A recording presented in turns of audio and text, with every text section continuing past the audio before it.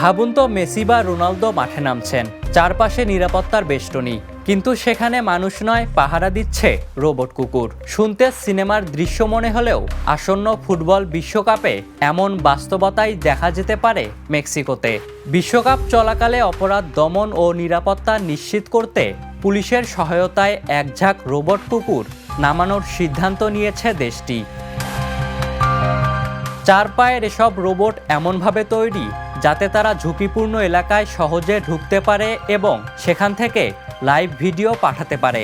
সেই ফুটেজ দেখে দ্রুত সিদ্ধান্ত নিতে পারবে নিরাপত্তা বাহিনী। সংবাদ সংস্থা এএফপির তথ্যমতে যুক্তরাষ্ট্র, মেক্সিকো ও কানাডায় যৌথভাবে আয়োজিত বিশ্বকাপ শুরু হবে 11 জুন, চলবে 19 জুলাই পর্যন্ত। মেক্সিকোর গুয়াদালুপ শহরে ব্যবহৃত প্রতিটি রোবট কুকুরের দাম প্রায় 1,80,00,000 টাকা। স্থানীয় প্রশাসনের এক প্রদর্শনীতে দেখা গেছে এসব রোবট ভবন ও সিঁড়ি বেয়ে উঠছে, গোপনে নজরদারি করছে, এমনকি অস্ত্রধারী ব্যক্তিকে লাউডস্পিকারে আত্মসমর্পণের নির্দেশও দিচ্ছে। মেয়র হেক্টর গার্সিয়ার মতে, ঝুঁকিপূর্ণ পরিস্থিতিতে পুলিশের আগে এগিয়ে গিয়ে কাজ করবে এই রোবট কুকুর, যাতে অফিসারদের জীবন নিরাপদ থাকে। অপরাধপ্রবণ এলাকাগুলোর কারণে বিশ্বকাপ ঘিরে মেক্সিকোর জন্য নিরাপত্তা যে বড় চ্যালেঞ্জ তা বলাই বাহুল্য।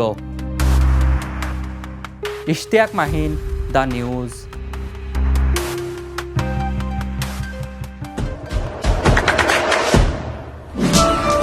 দেশে দেশে সবার সাথে দ্য নিউজ।